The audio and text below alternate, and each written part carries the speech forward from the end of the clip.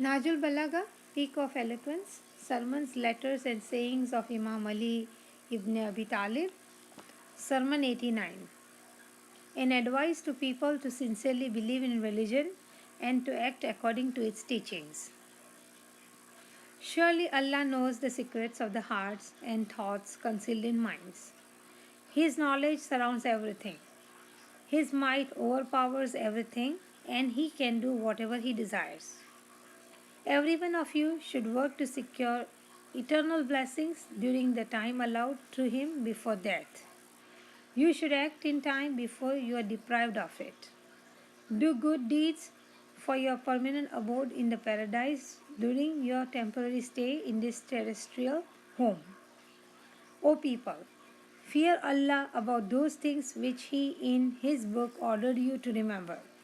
Take care of the rights entrusted to you and obligations laid upon you, because Allah the Almighty has not created you without a purpose, and He has neither spared you of obligations and duties, nor has He kept you uninformed or ignorant of them. He has explicitly explained to you what to do in life, what not to do, and why not to do. Your thoughts are not hidden from Him, and He has fixed the span of your life. He has given to you His book, which expounds and describes everything to you. He allowed the Holy Prophet to live amongst you long enough to wholly explain to you by his words and deeds the religion which was revealed to him, till he got his teachings and instructions completed, and till such a perfection of his chosen religion was achieved by him that satisfied and pleased him. Through his prophet, he has given you full instructions about the do's and do not of life, explaining every aspect of religion rationally and eliminating every possibility of justifying false arguments. He promised his blessing as well as warned you of his terrible punishments. Take care of the remaining days of your life and compensate and atone for the misdeeds committed by you, and try to keep away from vice and sin, because the short span of your life is probably much less than the period of ignorance and darkness through which you have already passed, heedless of the good advice and instructions given to you, and have run madly after inordinate desires. This attitude will drive you to the path of wickedness and vice, or oppression and tyranny. Do not allow laziness and procrastination to restrain you from following the orders of Allah. It will lead you towards sin and corruption.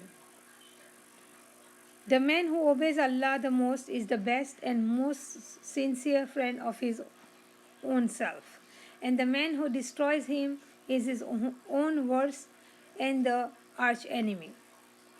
He who tries to deceive himself is really a fool and a loser, and he who keeps his mind free from vice and sin is really wise.